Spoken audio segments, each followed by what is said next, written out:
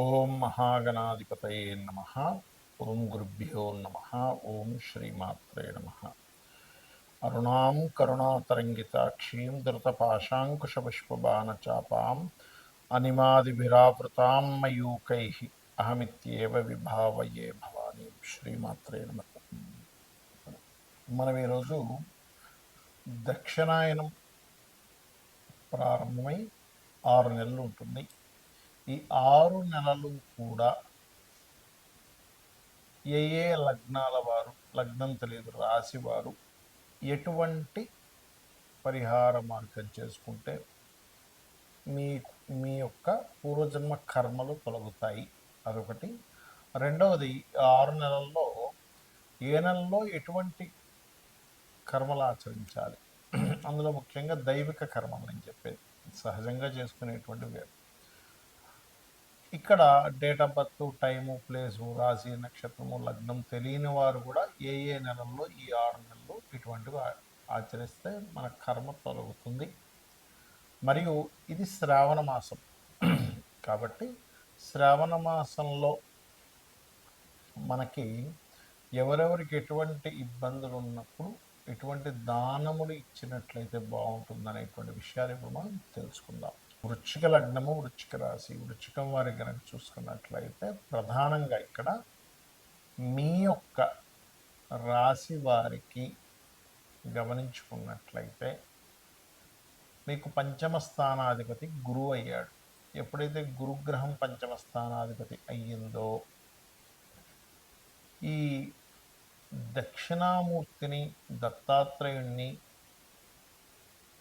మరియు అదేవిధంగా గోసేవలు చేయడము, ఇవి అద్భుతమైన ఫలితాలు ఇస్తాయి మీకు ఈ దక్షిణాయనంలో.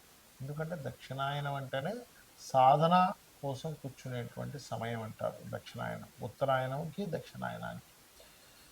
అయితే ఇందులో ప్రధానంగా మీరు ఈ దక్షిణామూర్తి స్తోత్రంతో పాటు మీరు కొన్ని జాగ్రత్తలు కూడా తీసుకోవాలి కొన్ని నెలల్లో. ఏమిటది అంటే, మీకు దశమ స్థానంలో ఉండేటువంటి కుజకేతువుల్లో కుజుడు మారిపోతున్నందుకు ఉద్యోగ సంబంధించిన విషయంలో స్ట్రెస్ చాలా మటుకు తగ్గుతుంది, అందులో ఎటువంటి సందేహం లేదు. లాభస్థానంలో జూలై 28వ తేదీ నుంచి కుజుడు వస్తున్నాడు కాబట్టి మీకు చాలా మటుకు సక్సెస్ రేట్ కూడా పెంచుతాడు అక్కడ. కాకపోతే ఈ దశమాధిపతి రవి అక్టోబర్ 15 నుంచి నవంబర్ 15 సమయంలో వ్యయంలో పడుతున్నాడు. ఆ సమయంలో మాత్రం కాస్త మీరు సూర్యుడికి సంబంధించిన ఎక్కువగా చేసుకోవాలి, ఎందుకంటే ఆ సమయంలో ఉద్యోగ మార్పులు కూడా ఇస్తాడు ఈ దక్షిణాయనంలోని. మరియు వీటితో పాటు మీకు ప్రధానంగా ఈ సప్తమాధిపతి 12లో అంటే జూలై 28 తర్వాత ఒక 45 రోజులు కన్యారాశిలో కుజుడు సంచరించి 45 రోజుల తర్వాత అంటే జూలై 28 నుంచి 45 రోజుల తర్వాత 12లో సంచరిస్తాడు కుజుడు. ఆ సమయంలో మాత్రం పార్ట్నర్స్తోని, జీవిత భాగస్వామితోని కొంత జాగ్రత్తగా ఉండాలి. ఇక మీరు ముఖ్యంగా తర్పణములు, మీరు ఎంత అభిషేకాలు, తర్పణాలు గంధము కలిపిన నీటితో చేస్తే ఈ దక్షిణాయనంలో మీ పూర్వజన్మ కర్మ పూర్తిగా తగ్గుతుంది. అది శివుడికి అభిషేకం అనుకోండి, దత్తాత్రేయుడికి అనుకోండి, దక్షిణామూర్తికి అనుకోండి, అద్భుతమైన ఫలితాలు మీకు వస్తాయి. ముందుగా ఈ రాసుల్లో సూర్యభగవానుడు ఈ ఉత్తరాయణం అంతా కూడా భూమి నుంచి నీరు ఏదైతే ఉంటుందో గ్రహించి నీరు పలానా ఏవేవైతే తీసుకోవాలో తీసుకొని దక్షిణాయనంలో మొత్తం వదులుతాడు. అందుకే మనకి దక్షిణాయనంలో వర్షాలు పడ్డం జరుగుతుంది. మరి ఆయన అంత పని చేస్తున్నాడుగా, సూర్యభగవానుడే లేకపోతే పరిస్థితి ఏమిటి? అసలు ప్రపంచమే ఉండదు ఇంకక్కడ. అలాంటప్పుడు ఆయనకి కృతజ్ఞతగా 6 నెలల పాటు 6 విధములైనటువంటివి మనం పాటించాలి. మీది ఏ నక్షత్రమైనా, ఏ లగ్నమైనా, ఏ రాశి అయినా సంబంధం లేదు. మొట్టమొదటిగా మనకి జూలై 14, 15 ఆ తారీఖుల నుంచి ముఖ్యంగా 15, 16 కూడా ఒక్కొక్కసారి సూర్యభగవానుడు మార్పుల వల్ల 15 వేసుకోండి రఫ్గా. జూలై 15 నుంచి ఆగస్టు 15 మధ్యలో సూర్యుడు కర్కాటక రాశిలో ఉన్నప్పుడు ఎంత మీరు సూర్యుడికి అర్ఘ్యం వదిలితే మీ రాశి ఏదైనా, నక్షత్రం ఏదైనా మీకు అంత చక్కటి ఫలితాలు వస్తాయి. అందులో ముఖ్యంగా గండములు తొలగుతాయి, గుర్తుపెట్టుకోండి. సూర్యభగవానుడు చేసేటువంటి ఈ యొక్క ప్రక్రియ వల్ల. మరియు జల సంబంధించిన అదేవిధంగా క్షీర సంబంధించిన దానాలు ఎక్కువగా ఇస్తూ ఉండాలి. ఓకే, లేదా అన్నదానాలు ఎక్కువగా చేస్తూ ఉండాలి. గోవులకి ముల్లంగి తినిపించడం, మరియు కీరా లాంటివి తినిపించడం, ఇవి ఈ సేవలు ముఖ్యంగా జూలై 15 నుంచి ఆగస్టు 15 మధ్యలో మీకు విశేషమైనటువంటి యోగాన్ని ఇస్తుంది. ఎందుకంటే మన యొక్క పూర్వజన్మ కర్మని తొలగించేటువంటిది ఏదైతే ఉంటుందో దేవత ఆరాధనలో సూర్య భగవానుడి ప్రధాన పాత్ర. దాని తర్వాత లలిత సహస్రనామాలు చేసుకోమని చెప్పారు. అంటే రెండు ఒకటే, ఆ అమ్మవారే సూర్య రూపంలో ఉంది అక్కడ. అదేవిధంగా విష్ణు సహస్రనామాలు చేసుకునేవాళ్ళు విష్ణు సహస్రనామాలు చేసుకుంటారు. ఏదైనా ఆలయానికి వెళ్ళి సేవ చేసుకునే వాటి వల్ల కూడా తగ్గుతుంది. ఇక రెండవది, ఆగస్టు 15 తేదీ నుంచి సెప్టెంబర్ 15వ తేదీ మధ్యలో ఎంత సూర్య నమస్కారాలు చేసుకోవడము. అయితే ఇందులో రెగ్యులర్గా చేసే ఈ 6 నెలల్లో కూడా సూర్యుని వదిలిపెట్టకూడదు ఎక్కడా కూడా. మరియు గణపతి యొక్క ఆరాధన, సూర్యరాశుల్లో కేతు ఉన్నాడు కాబట్టి ఖచ్చితంగా పాటించాలి, గుర్తుపెట్టుకోండి. అందులోని ప్రత్యేకంగా ఆగస్టు 15 నుంచి సెప్టెంబర్ 15 మధ్యలో ఎక్కువగా మీరు హోమాది కార్యక్రమాలు, అందులో ముఖ్యంగా సుదర్శన హోమం చేయించుకోవడం చాలా మంచిది. ఇక సెప్టెంబర్ 16వ తేదీ నుంచి అక్టోబర్ 16వ తేదీ మధ్యలో మీరు వీలైనంత మట్టుకు గుర్తుపెట్టుకోండి, దానములు ఇవ్వండి. ఆ దానాలు కూడా మీకు ప్రస్తుతం నడుస్తున్నటువంటి మహాదశ ఏమిటి, అంతర్దశ ఏమిటి, దానికి ఎవరు అంటే ఉదాహరణకి రవి నడుస్తుంది అనుకోండి, రవి మహాదశ అంతర్దశ నడుస్తుంది, గోధుమలు. చంద్రుడైతే బియ్యము, కుజుడైతే కందులు, బుధుడైతే పెసలు, గురువైతే శనగలు, శుక్రుడైతే బొబ్బర్లు అంటే అలసందలు అంటారు. శని అయితే తెల్ల నువ్వులు ఇవ్వచ్చు, లేదా నల్ల నువ్వులు తీసుకునే వాళ్ళంటే ఇవ్వచ్చు.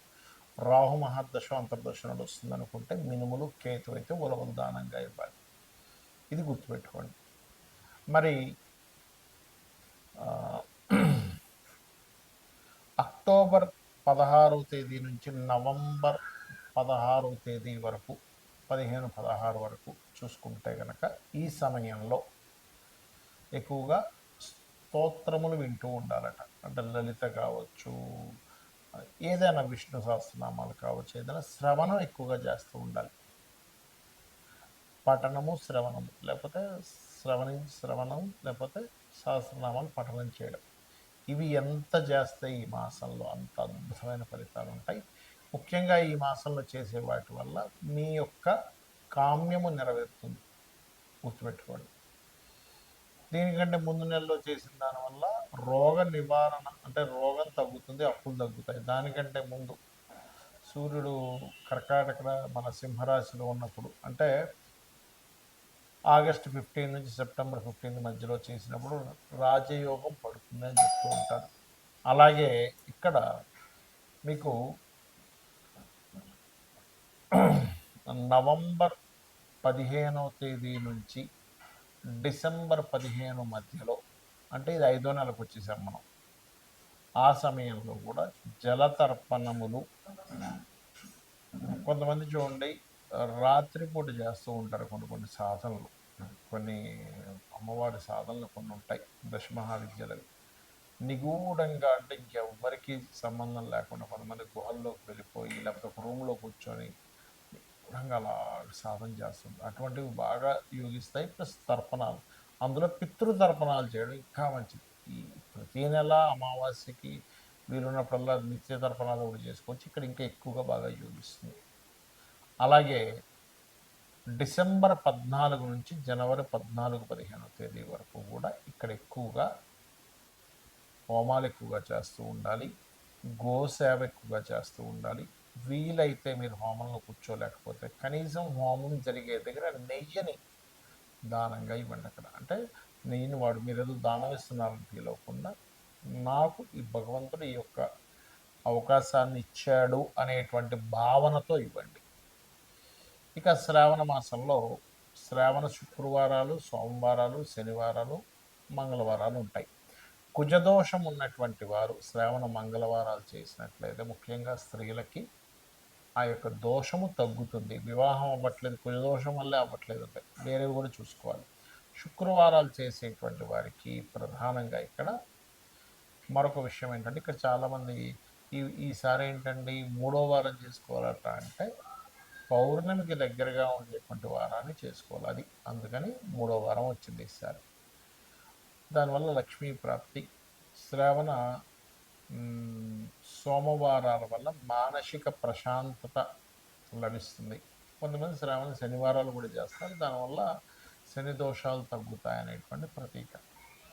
అయితే ఇవి మీరు భక్తి శ్రద్ధలతో, భక్తి శ్రద్ధ భావన